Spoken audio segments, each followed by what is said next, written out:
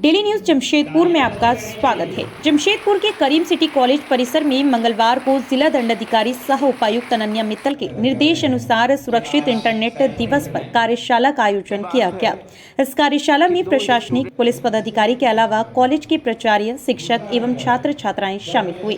SSP Kishore Kaushal, ADM law and order Aniket Sachan, SDM Dhalbhum Shatabdi Majumdar, प्राचार्य Karim city college doctor Mohammad Riyaz समेत अन्य गणमान्य अतिथियों ने दीप प्रज्वलित कर कार्यशाला का विधिवत शुभारंभ किया।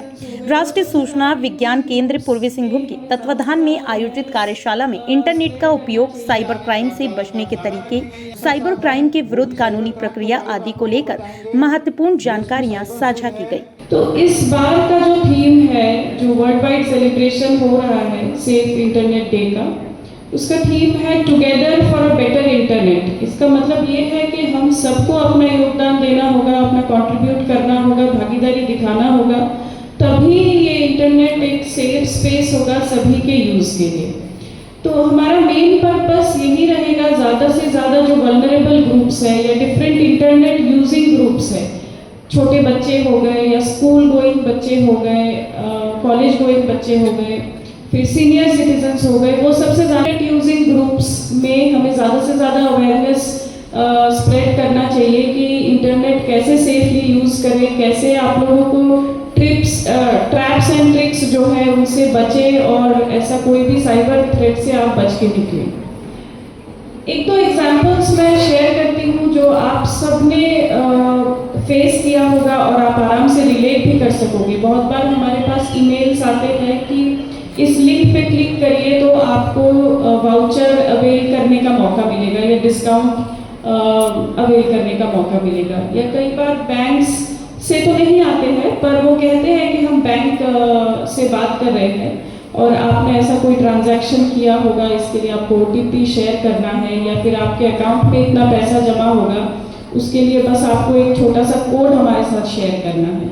सबके साथ ही ऐसा कुछ ना कुछ हुआ होगा। तो आप लोगों को खास ध्यान रखना है कि ये सारे ट्रैप्स एंड ट्रिक्स है और इन ट्रैप्स एंड ट्रिक्स से बचने के लिए एक सिंपल थंब रूल, एक सिंपल मंत्र आप लोग याद रखिए कि there are no free lunches in this world.